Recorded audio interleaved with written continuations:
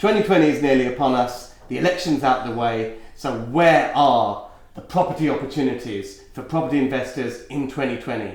That's what we're going to be covering in this video. I'm joined by Matthew Siddell, and that's all coming up. If you're new to this channel, we put out new content each and every week. It's all dedicated to helping you be more successful in property. So if you haven't already done so, make sure you subscribe and hit the bell icon, and you'll be the first to know as soon as we upload. Also do like us and comment and let us know what you think about our thoughts on property investing. Now, I'm here with Matthew Siddell. I'll introduce you to Matthew Siddell in a mo. Matthew Siddell runs a club for property investors, serious property investors, called Qandor.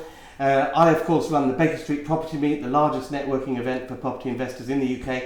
Between us, we meet hundreds of property investors each and every month.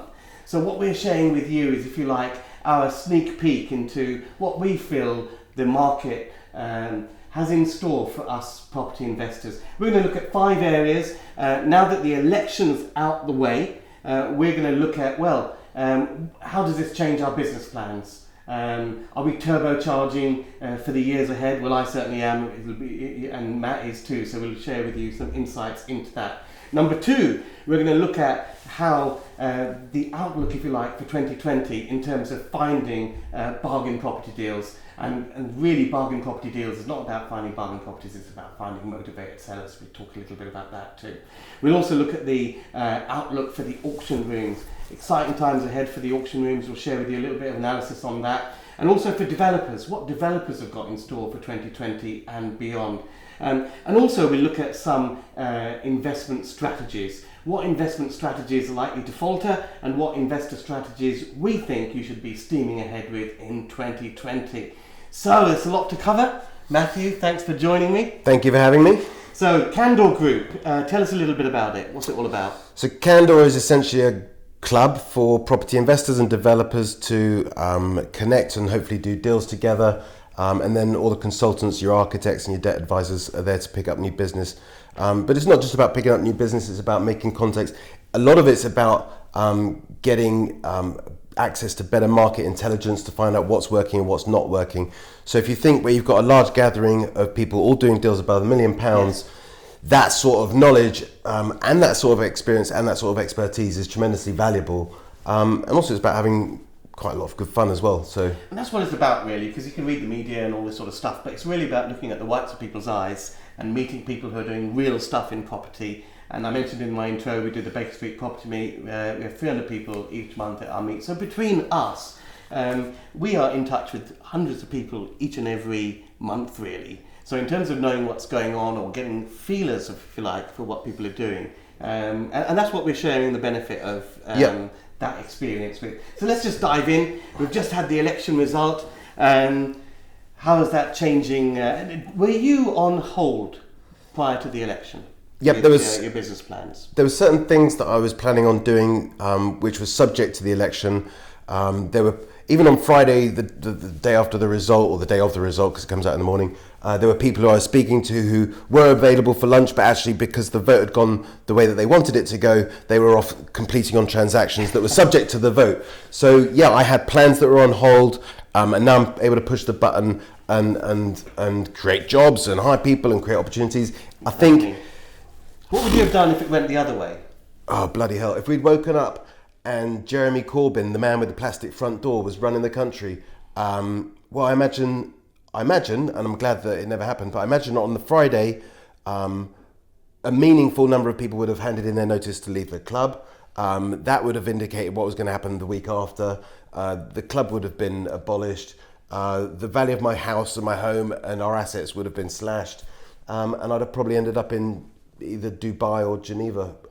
It's a sad thing, because entrepreneurs were not feeling engaged and they felt hated, really, and people don't really want to work in an environment where they're hated, particularly by the state. And I hear that from everybody, but that hasn't happened. It's absolutely great. It's full steams ahead. I actually had made an offer on the day of the election results, had it accepted and all of that, so that was me, really, just doing stuff in property and very excited for the future. Planning to hire 3 people in January. Again, these sort of plans were just put back. Now we have the confidence to actually invest and actually make stuff happen. And that's what I'm seeing with all the property people that I'm coming into contact with. People they were kind of treading water for the last few months in this uncertainty. Is that the way you see it? I don't think that the market's suddenly going to take off. We've still got quite a difficult transition to get through. But a Tory majority versus a Labour government led by Jeremy Corbyn, they're worlds apart, and we definitely got the right result. But I think it does give the market some degree of certainty. People do know what direction the country's heading in, more than they would if Jeremy Corbyn was in charge. And as I said, I don't think property prices are going to suddenly take off. There's still going to be lots of disruption and lots of opportunities to be uncovered. But you can definitely move forward. Now let's look at property auctions, because property auctions, they say, is a barometer of the housing market and housing market prices. And I've seen in the last few months, particularly in the run up to the election, percentage sales rates at auction houses were at all-time lows, pretty much. Not all-time lows, but lows for the last 4 or 5 years. You're talking 60 to 70%. Yes, exactly. And just last year, there were 80, 90 plus. I know you were at an auction yesterday. I've just been looking online and seeing if we're getting above 80% sold, and whether stuff's languishing and possibly available to be picked up after the auction. I'm very interested in the auctions at the moment. So auctions then. Auctions are often seen as a barometer to what's happening in the property market, in the wider property market. It happens in the auction room first and then filters out to the general housing market. So what's your take on auction room opportunities going forward to 2020? I think if you're buying good quality stock in the auction room and you're doing your research and you're buying properties that you can improve, extend, create an extra bedroom, and you're focusing on the right auctions, not the ones who've necessarily got the mass mailing list and are attracting the owner-occupiers, but possibly the other auction houses, I think you're going to find some really good opportunities there. The vendors you want to be looking for are the ones that they do want the money more than they want the property. They are serious about selling. There are a lot of people who are carrying debt on deals that they've tried to complete, developers who maybe they're paying north of 7% interest on their development finance, and they need to sell now. And if they need to sell and they want certainty that they've got a seller, it's going to happen in the auction rooms, and there's going to be some deals to be had. Yes, and I think there's plenty of opportunity in auction rooms, because you get auction houses that normally deal with a particular patch, and then they have the odd lot which is out of their traditional patch, and it's often because a vendor has got a deal for listing a portfolio of properties in the catalogue, and they've got an out of area lot in there, and you tend to find it doesn't attract that much interest. Because of the same reason, you also find that sometimes largely residential auctions will have one or two commercial lots in there, and they often go for a decent price because it's not a commercial auction. Now, for me, when I'm buying property, I've always looked for the right property that I can improve and add value to, but also the right vendor that wants the money more than they want the property. If it's a probate, then obviously they're going to sell it because they've got to pay the inheritance tax, or they've got to get their assets sold so that they can get the grant and administer the estate. But not just the right property and the right vendor, the right circumstances. So you don't want to be queuing up behind 50 other people outside the biggest estate agents on the high street. You want to be trying to spot the opportunities. They can be on the market. The agents have all the deals to be sold, but it's either something's languishing. I bought something in 2016. The asking price was 1.9. I agreed 1.6. I walked away, and they came back and told me I could have it for 1.45, and it probably still wasn't cheap enough. Mm-hmm. So you've got to find not just one of those three. You've got to find all three, and then you've got a deal. Yes. What about pre-auction offers? Because the sales rate at a lot of the auctions are lower than they were. I mean, it's likely to tick up again during 2020 with the Boris bounce and the renewed confidence. But there is this window of opportunity where the sales rates are not quite at the same level as they once were, which means that the vendors are a little bit uncertain as to whether they're going to sell, which means they may be more inclined to take a pre-auction offer. I mean, auctions are fascinating, aren't they, really? I know of some guys that sell 20 lots in every Savills auction because they're just trading property and it's a good fast exit for them. I know another guy that was underwriting auction lots and made enough money to start developing. He's doing some really fantastic developments now. But when he was underwriting, he never bought a single property because he always made money from the vendor by underwriting the deals. So there's lots to auctions, and we could probably talk about it forever. But if you know how to do your research and find the right properties, and if you can sit on your hands when it goes above your price, then you're going to get some good deals. That's very important. I think auctions are going to continue to be a very, very attractive place to buy properties. Many of you know I buy about half of all the stock that we purchase comes from auctions, because it's nice and clear cut. You buy in 28 days time, it's yours kind of thing. What's the best deal you ever bought in an auction? The best deal I bought is timing, actually. The day after the Lehman Brothers crash in 2009, we bought a block of 4 flats in Camden, and it was quite interesting because at that time, and if you look back through historical indices, it shows pretty much March of 2009 as being the lowest point, and it was a mid-March auction that we bought that property. My 2 best deals ever were February 2009. The funniest thing is... I'm not bragging, I might have got lucky. No, since you got me on this story, I just thought I'd finish it. The funniest thing is that I was up against this guy, and he sent a junior to the to the auction, to do the bidding on his behalf. So his boss was on the phone, and his junior was in the room, chat, and the auctioneer was going. He said, so I think the bidding was about 766. So he goes, he had the bid at 760, and he was on the phone saying. Yeah, 760, but my boss won't go higher than that. Everyone in the room cracked up. 761. The auctioneer looked at me and I said, 761? Everyone cracked up in the room. Hammer went down, it's going, gone. It was the most hilarious bid. Would you have tapped out at 760 and let him have it? No, because you can't sit on your hands. You can't sit on your hands. I think that was another important lesson of that one. It was unmortgageable because the roof had blown off. Cash buy. It was cash buy or private bridge. investors. Yeah. So private investors behind me is no problem. But if you had to get your mortgaged, you're stuffed. So you fix the problem, get it mortgageable, and then put it back in the auction. Still have it actually. It's still not bad. But I think the point I'm trying to make is times when confidence is low are the times when there is opportunity. That's why I bought those 2 flats in February 2009. I was just a buy-to-let investor in those days. I was running another business. But someone from school phoned me up and he said, I'm buying a flat from Bellway. It's really cheap. The yield's 7.8%. I didn't even fully understand what a yield was then. I wasn't even interested in property. And I asked all my friends in the city, I asked all my friends who had property portfolios, and they all said, don't buy it, you're going to lose all your money. So I figured that confidence couldn't be any lower, therefore prices couldn't be any lower or better. And I didn't just buy 1, I bought 2. And I doubled my deposits in, I can't remember, it's like in a short space of time. In 3 years, my 55 grand deposit went to 110 grand profit on top of the 55 grand.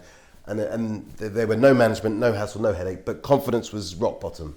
Now, we're drawing parallels, and many experts have drawn parallels between now and 2009.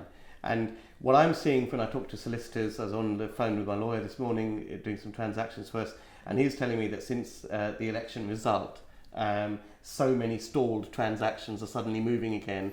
And the indications I'm seeing is that there is renewed confidence. And I think that's not ill-founded. But I think that's going to take time to filter to the general market, which is the opportunity for you, me, and all you guys out there. I think you're right. The difference with the credit crunch was that was a market correction and it corrected itself quite quickly. And if we look at the graphs for London was only under the watermark for about 12 months and then it was off again. Yes. This has been very different. That's why I started the club, because I didn't want to get straight back into buying property in 2017. We started the club at King's Cross so that the investors in London could meet the developers from the regions, and it just made sense that we could gather there, and that's where it took off. But you're right. Thanks to the election going the right way, we've got a guy in the club who's arranging equity investors for developers, and the investors are only there because the election's gone the right way. They'd have all gone, and we wouldn't have this investor relations consultant that we've got. The other things that I'm planning for 2020, they're now in flow. We can push the button on those. So look, it's going to be turbulent for a while. There's going to be disruptions. Some of the businesses are going to suffer. It might affect the stock market a little bit. But I do think that with disruption comes opportunity. And I think there's plenty of opportunity. I'm really, really, really positive about the next year or so. And I've got a couple of videos that we've put out before on why I think the opportunity is there, particularly from 2020 to 2024. So you can watch those. Now, motivated sellers. Buying below market value is all about finding motivated sellers. It's going to be an interesting time in 2020 for that. What are your takes on on looking for motivated sellers? It's all about the vendor. So my previous business was a tracing business, and we traced missing heirs to inheritance all over the world. So I've always been a bit handy when it comes to looking people up and things like that. But as soon as a property's on the market, all I want to know is what's the address, download the title deed, have they got debt on there, is there a charge from a bank, how long have they owned it, what did they pay for it, what are their personal circumstances, because that's really what drives the price. If they've got the best agent in town and they've got 10 properties and they've got no need to sell anything and they're really just dipping a toe in the market to see if someone's going to give them like this magical price, they're the wrong vendor and you can strike it off immediately. If you can connect them to a business and the business isn't performing, chances are they're going to need the money, and that makes it more interesting. And if you've got the right property and the right vendor and the right circumstances, i.e.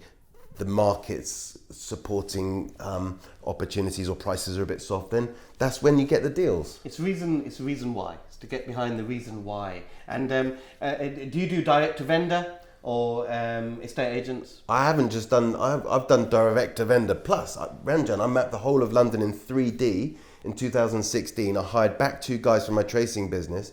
And we used I see, there were synergies there. Yeah, that's what I wanted to know. I was like, can I crack the tracing to find the owner of all these underdeveloped properties? We were doing all the probates, we were doing care homes when the regulator changed their status on the CQC register. We'd get the data for that before it was updated on the website. I used LiDAR data from satellites so that we could tell every building that was under average height, flat roof, yes or no for an airspace development. And it was bloody difficult to do off-market deals because every night when the vendor's head touches the pillow, they've got this number in their mind of what they think the property's worth, and every night they add a bit over time, and sometimes you just need an agent in between to bring their expectations down and maybe another bidder to tell them, like, you don't decide the price, the market decides the price. And at the moment the market's soft, and the market always delivers the value, whether it's rents or prices.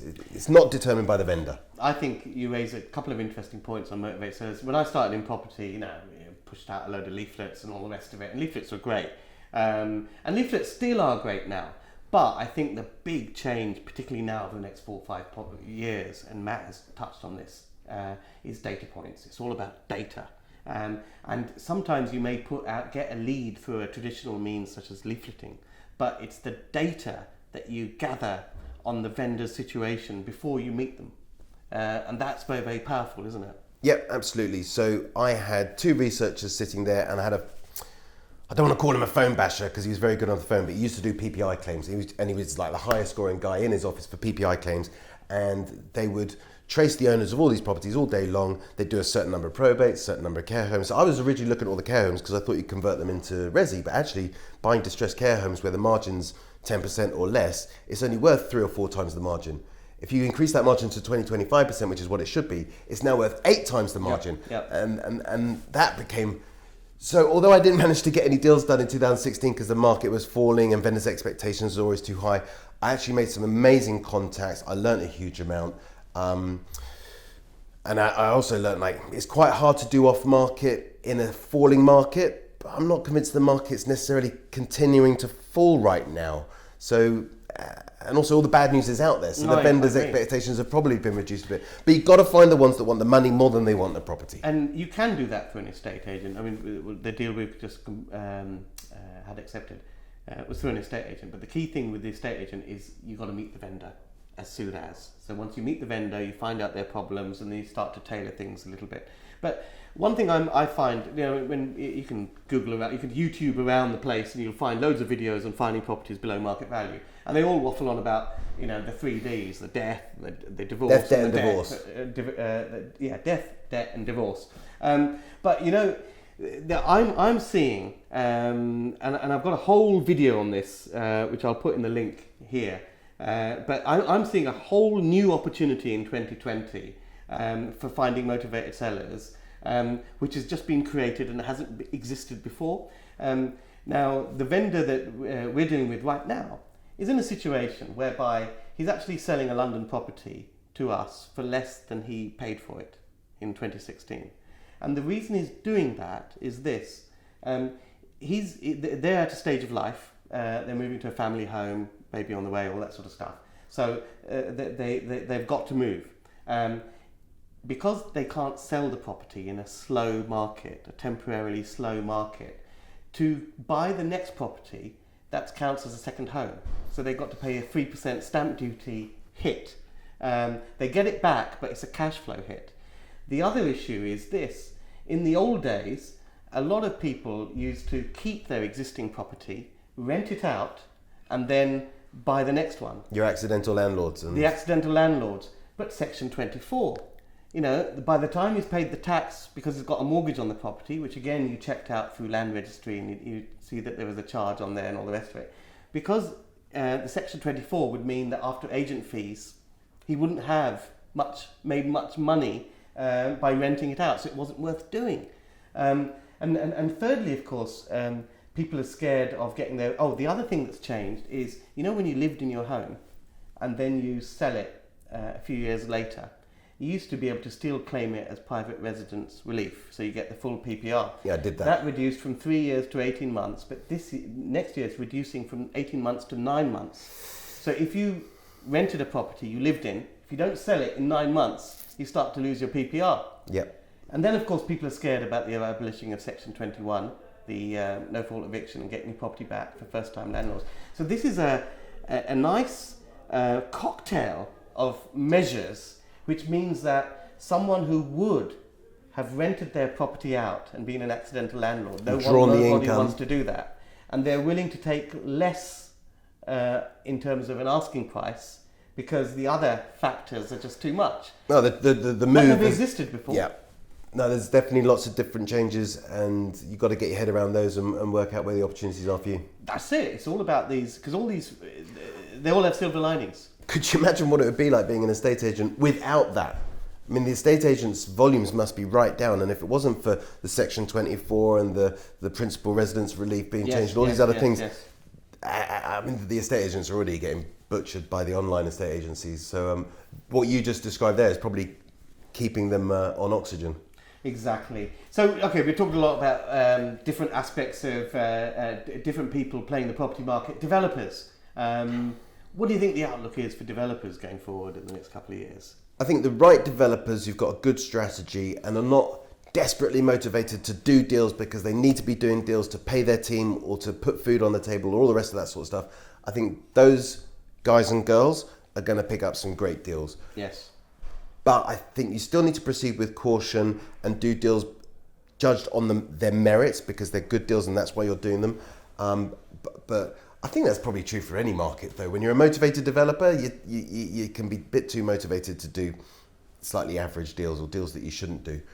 But the right developer who waits for the right opportunities, deals that if they go a bit wrong, you can just throw a bit more money at fees to get it all back on track. They're the ones you want to do. And life's too short to be dealing with all the stress. I've been there where your deals are a bit too tight and it's all a bit stressful at home as well. And I don't think you want to be getting caught up in all that nonsense. No, I think, for me, I think it's time horizon.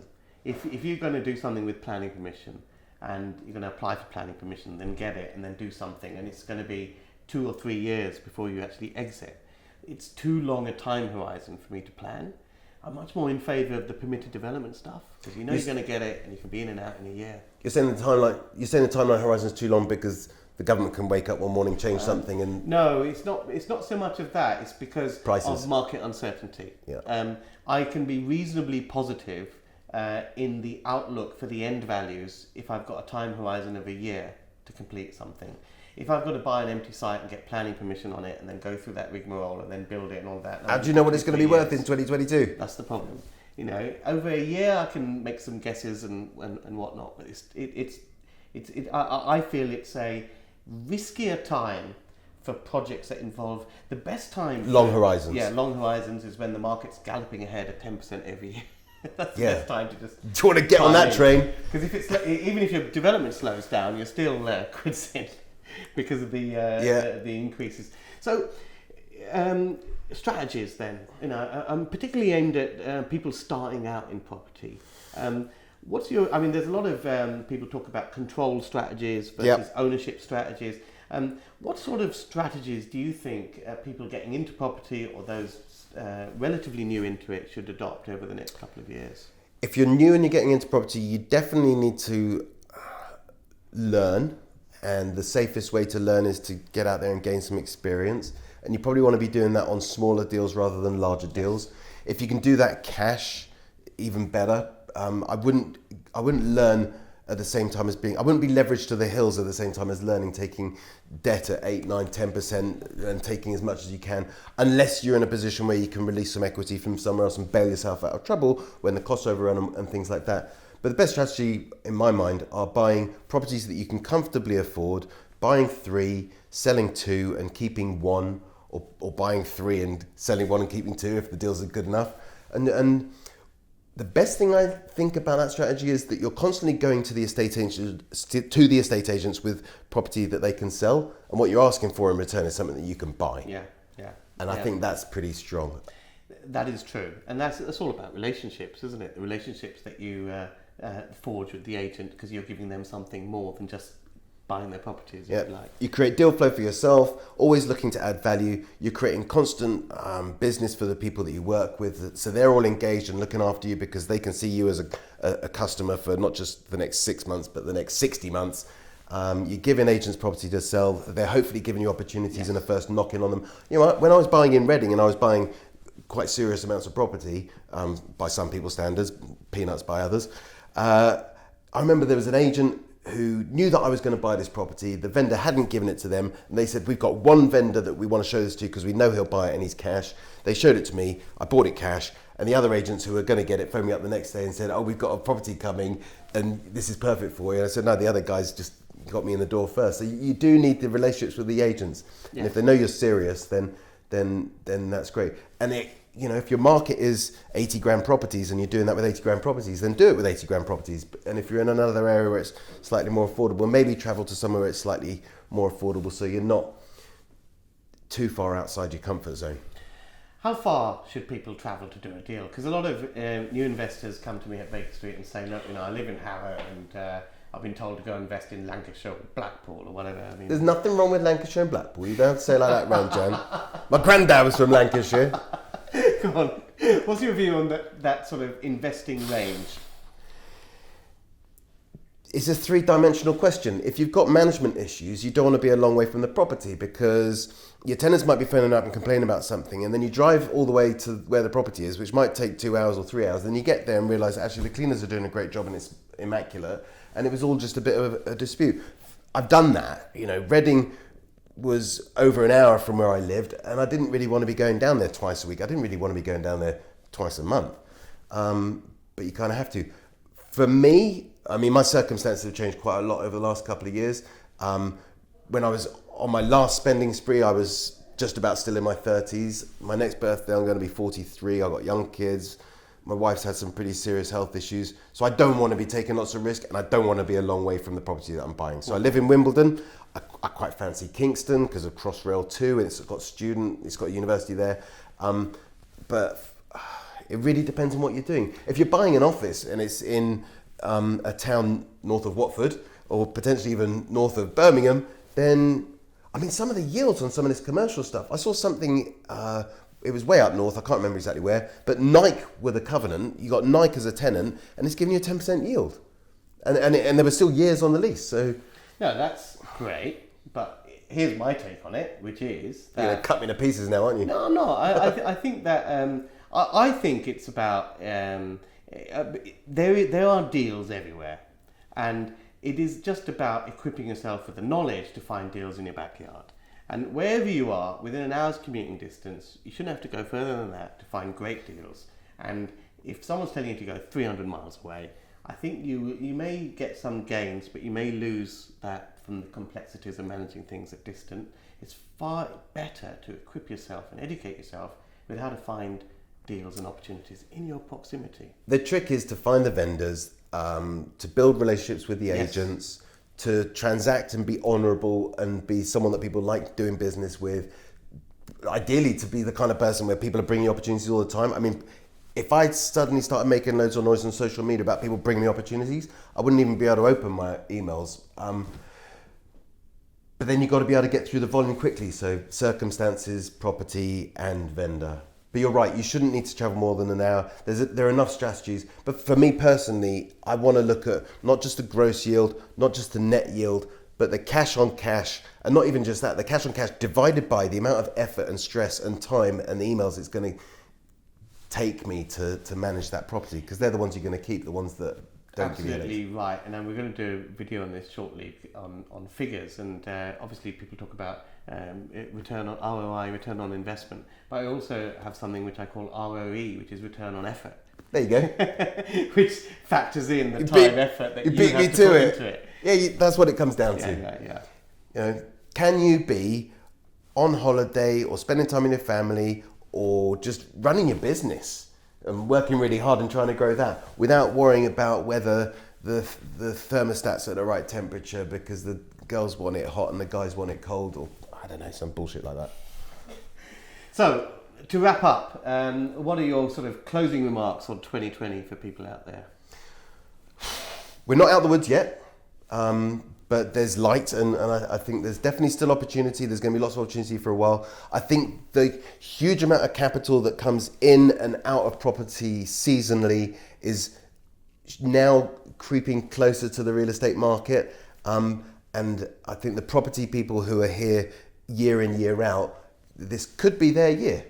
I'd be very interested to see how Boris performs over time, because, you know, there are some similarities between Boris and Donald Trump. They both got funny hairstyles. Yeah. They've both got very thick skin. But I think Trump's a bit of a bulldozer and a bit of a bully. He likes to throw his weight around. But I just hope that Boris does serve his country, because the two things in this country that I don't think really are fit for purpose. One is the media, because they write stories that sell newspapers rather than necessarily always reporting the truth. And the politicians do things to get votes rather than what's right for the country. But I hope, because Boris has got 5 years now, for the next 3 years, he will do what's right for the country, because that's what he's meant to be doing. I sort of agree. I think the one thing with Trump, as you say, he's a bulldozer. But the thing about Boris, and he's got form on this as mayor, is that he's very good at finding, attracting and hiring and retaining skilled, quality people and delegating to them. That's what he did as mayor, and that's what he seems to be doing now. And he's got the majority, so he should be led by quality advice.